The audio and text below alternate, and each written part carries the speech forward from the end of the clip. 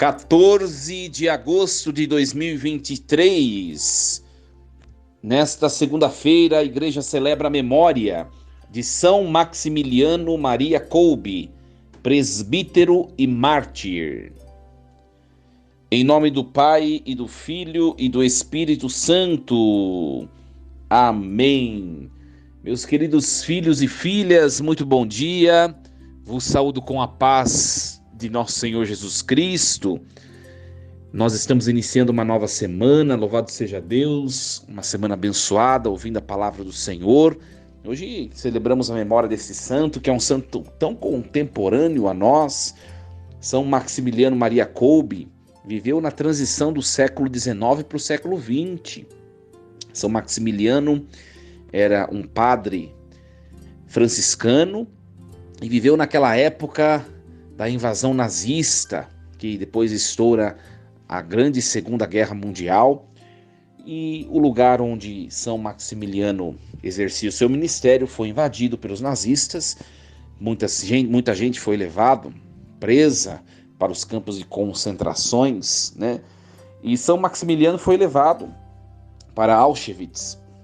E lá, com muita gente que estava junto, né? Eles eram presos, ameaçados, e acontece que um dos presos, daqueles que foram levados para o campo de concentração, acabou fugindo. E isso causou uma revolta nos guardas, né, que eram tiranos, né, que eram estúpidos.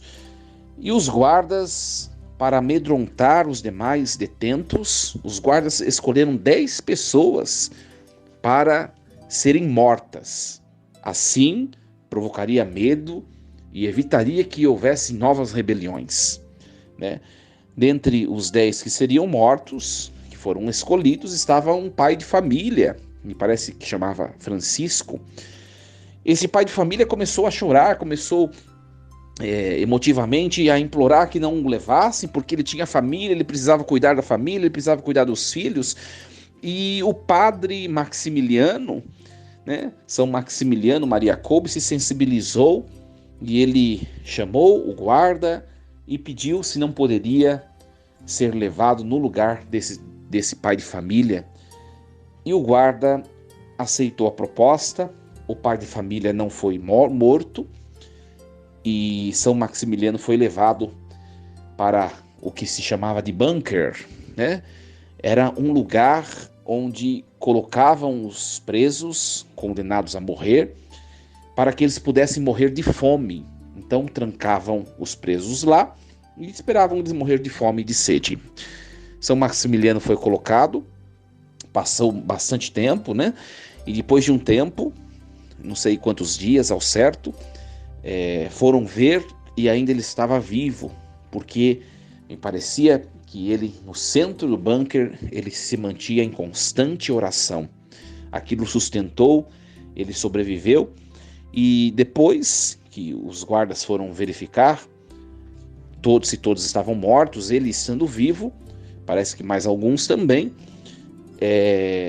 aplicaram uma injeção de um veneno para que ele pudesse morrer, e assim o lugar seria esvaziado para que pudessem trazer novos detentos para serem mortos. Foi assim que morreu São Maximiliano Maria Kolbe, e o Papa João Paulo II, décadas depois, foi quem canonizou São Maximiliano, e na canonização de Maximiliano estava esse pai de família cuja vida foi poupada por meio da entrega oblativa de São Maximiliano. Olha a história, o testemunho, né, minha gente? Hoje a igreja se reveste de vermelho. Eu dizia semana passada, quando celebrávamos o diácono Lourenço, né, que também foi mártir, eu dizia que a igreja, quando se reveste de vermelho, vem para nós, para a nossa meditação, sempre um testemunho que nos impacta, né? Eu sempre, quando celebro, é evidente, todos os santos são importantes, né? Todos os santos são importantes, mas quando a igreja se reveste de vermelho, vem um testemunho de gente que deu a vida, que derramou seu sangue de maneira muito surpreendente, né? Olha só, São Maximiliano entregou sua vida, né? no lugar de um pai de família. Será que nós conseguiríamos fazer tal coisa? Ou nós nos esconderíamos para que nós não estivéssemos entre os 10 escolhidos, né? Olha a coragem desse santo. É um homem para, de fato, ter uma iniciativa dessa, minha gente. É uma pessoa que tinha plena comunhão com Deus, senão não conseguiria fazer isso, não. Por isso que eu falo, né? A gente precisa aprender com o testemunho dos santos, que a gente precisa crescer muito ainda em fé e em caridade suprema para chegar a dar testemunho, um testemunho desse, né? Eu dizia semana passada, né? São Lourenço, que foi preso e foi colocado para ser torrado igual um churrasco, né? E ainda sarcasticamente ele pedia para virar o seu corpo, que já estava queimado. Não sei, começando por mim, se nós teríamos condições de fazer isso, nós que somos tão fracos, frágeis. Mas os santos eram homens e mulheres pecadores também, como nós. Então é possível que nós cheguemos a esse estágio de entregar a vida por Cristo. Por isso que a gente tem que se empenhar. Esse é o nosso objetivo, né? Minha gente, nós vamos meditar hoje o texto do livro do Deuteronômio, o capítulo 10, o versículo de 12 a 22.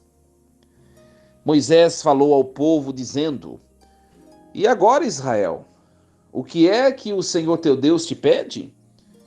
Apenas que o temas e andes em seus caminhos, que ames e sirvas ao Senhor teu Deus, com todo o teu coração, com toda a tua alma, e que guardes os mandamentos e os preceitos do Senhor, que hoje te prescrevo para que sejas feliz.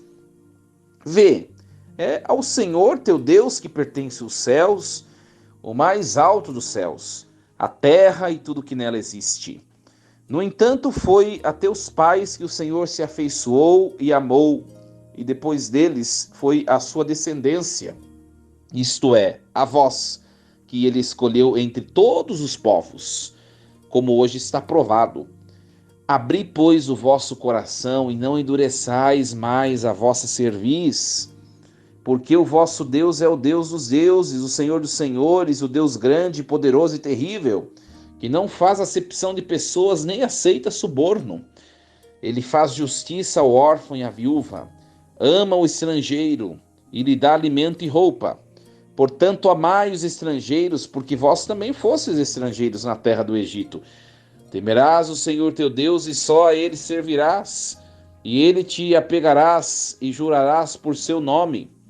Ele é o teu louvor, ele é o teu Deus, que fez por ti essas coisas grandes e terríveis, que viste com teus próprios olhos.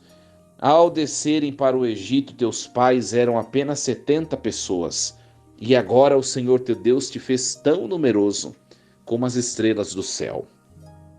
Palavra do Senhor. Graças a Deus.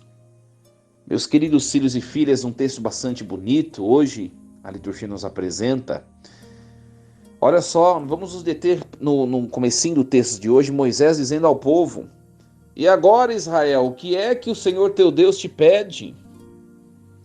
Uma pergunta para nós também, meus queridos, né? Às vezes parece que ser cristão, de maneira muito singular, parece que ser católico é você fazer adesão a um conjunto enorme de preceitos que você não consegue cumprir. É você se submeter a tamanhas privações que a vida se torna chata, enfadonha. Tem gente que tem essa impressão de ser igreja. Aliás, se não tivesse essa impressão, facilmente seria igreja. Tem gente que pensa que ser cristão é viver uma vida insuportável, que ninguém consegue suportar. E na verdade não é isso, né? Por isso o texto, né, a frase com que Moisés pergunta ao povo: E agora, Israel, o que é que o Senhor teu Deus te pede? É uma frase, uma pergunta também que é dirigida a cada um de nós, a mim e a você que está escutando. O que Deus nos pede, meus queridos? O próprio texto vai responder: apenas que o temas e andes em seus caminhos, que ames e sirva ao Senhor teu Deus com todo o teu coração e com toda a tua alma, e que guardes os mandamentos e os preceitos do Senhor, que hoje te prescrevo para que sejas feliz. A última palavra é a resposta. Deus nos pede para sermos felizes. É isso. Mas aí, tudo que vem antes dessa palavra feliz vai nos mostrar de que forma nós seremos felizes. Nós somos e seremos felizes, meus queridos, quando de fato nós andarmos nos caminhos do Senhor, aprendemos a entrar, a levar uma vida de oração, né? Falava bastante isso na minha homilia dominical, homilia de ontem. Se você não escutou, pode escutar nas redes sociais, né? Ter os olhos fixos em Jesus, eu dizia ontem, que é ter intimidade com Deus, né? Os nossos pecados, as nossas fragilidades sempre nos atrapalham, sempre. Mas aos poucos nós vamos superando, nós vamos nos elevando, nós vamos nos santificando. E a santificação consiste exatamente de dia a dia, tempos e tempos, nós conseguimos cada vez mais cumprirmos os mandamentos. Esse é o caminho da felicidade. Esse é o caminho da felicidade. É o caminho de estar coladinho, de estar junto de Deus e de cumprir a vontade santa dele. E a gente precisa fazer isso nas pequenas coisas, sabe? Você está planejando alguma coisa e você percebeu que não é o momento de fazer, ou você percebeu que você não deve fazer, né? Volte, reflita, peça ao Senhor: Senhor, devo ou não fazer? Eu quero caminhar sob o teu agrado, eu quero ser vosso, eu quero ser feliz. Meus queridos, não existe felicidade sem Deus. As pessoas hoje em dia, a gente atende bastante confissão e até gente que vem na igreja. As pessoas hoje em dia estão passando por uma crise tremenda existencial. Atendo bastante jovens e até mesmo pessoas maduras, às vezes, que traz longos anos de existência, pessoas em crise, sabe, que perderam o sentido da existência. Por quê? Porque estão buscando a felicidade plena, onde a felicidade não pode ser encontrada. Dinheiro, tá bom, hoje você tem, amanhã você não tem. Se a felicidade está nisso, a felicidade morreu quando você perdeu o dinheiro. Pessoas que estão buscando uma felicidade em outras pessoas, em afetos, em relacionamentos, em namorado, namorada, em marido. Ora que você se frustrar com essa pessoa, a felicidade vai embora junto pelo ralo, junto com a admiração que você tinha pela pessoa. Nós não podemos colocar nossa esperança em pessoas, em dinheiro, em bens, em nada que não seja Deus, que é a única fonte da felicidade. A única fonte da felicidade. Por isso, andar nos caminhos do Senhor, levar uma vida de oração séria. Sabe, a gente já tem tanta facilidade de cair em pecado, todos nós, convenhamos, né? E a gente não anda nos caminhos do Senhor, a gente não invoca a presença de Deus, as coisas ficam mais complicadas ainda, sempre. Sempre, sempre, sempre, sempre. Meus queridos, depois Moisés ele vai tentar mostrar uma vez mais que tudo pertence a Deus, né? Tudo pertence a Deus, tudo que habita na terra, e Deus entregou aos cuidados dos seres humanos. Mas de todos os seres humanos, Deus se enamorou por um povo escolhido. Olha que bonito, né? Um povo escolhido, e este povo foi amado por Deus, e os interlocutores de Moisés eram de fato aqueles que constituíam esse povo escolhido. Hoje somos nós descendentes desse povo pela fé, né? Hoje somos nós somos o povo escolhido por Deus, e nós precisamos saber disso. A felicidade está e consiste na busca desse Deus. Por isso, meus queridos, em tudo que fizermos, hoje nós estamos iniciando a semana, né? Tudo que fizermos, façamos em nome do Senhor. Nós temos que aprender a usar mais os sinais cristãos, traçar um sinal da cruz, invocar a bênção, dizer aquelas pessoas, né, que são subalternas a nós, nossos filhos, enfim, quem seja, abençoar mais, traçar o sinal da cruz na fronte, dizer Deus abençoe. Você vê um sacerdote cujas mãos foram ungidas, né, cuja alma tem a marca do Cristo sacerdote, peça a bênção, né, respeite, admire.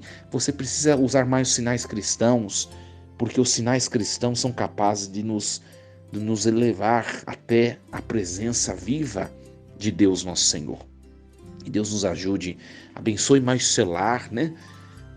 Chega de frente à porta da sua casa e abençoe, traz o sinal da cruz. Você é um homem, uma mulher que tem autoridade dada por Jesus de ser portador da bênção de Deus, né? Que a palavra de hoje nos ajude, e a exemplo de São Maximiliano Maria Kolbe, que nós busquemos crescer no amor de Deus, né? Quando a gente conseguir chegar a este grau supremo de intimidade com Deus, que atingiu esse santo, né?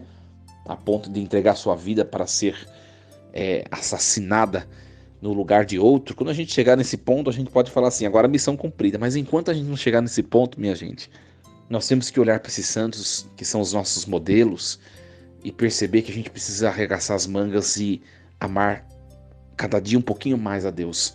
Nós temos muitos degraus ainda a subir até atingirmos essa altura de santidade, né? Cujo exemplo hoje celebramos, né? Deus abençoe vocês. Meus queridos, força e coragem. Lembrando que a partir de amanhã nós nos encontraremos ao vivo para rezar a Quaresma de São Miguel. Se você ainda não se preparou, já escreva os seus propósitos, elenque, faça um exame de consciência, também faça um elenco de propósitos pelos quais você vai rezar os 40 dias, não deixe para depois, tem que ser antes da Quaresma, antes de começar. Escreva os seus propósitos, já prepare uma vela, prepare uma estampa, uma imagem, uma foto de São Miguel Arcanjo, um crucifixo.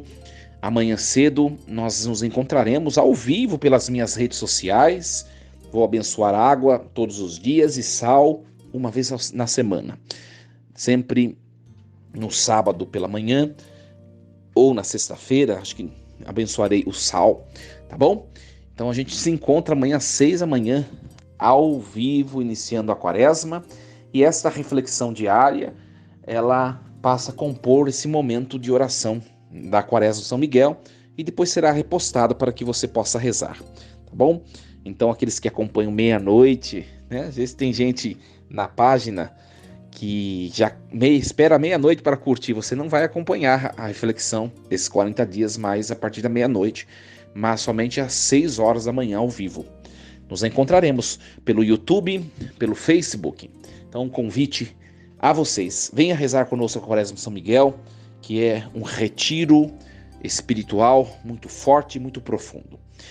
Uma semana abençoada e uma boa Quaresma de São Miguel Arcanjo. Deus os abençoe e os proteja sempre. Em nome do Pai, do Filho e do Espírito Santo. Amém. E lembremos-nos sempre, Deus está no comando de tudo.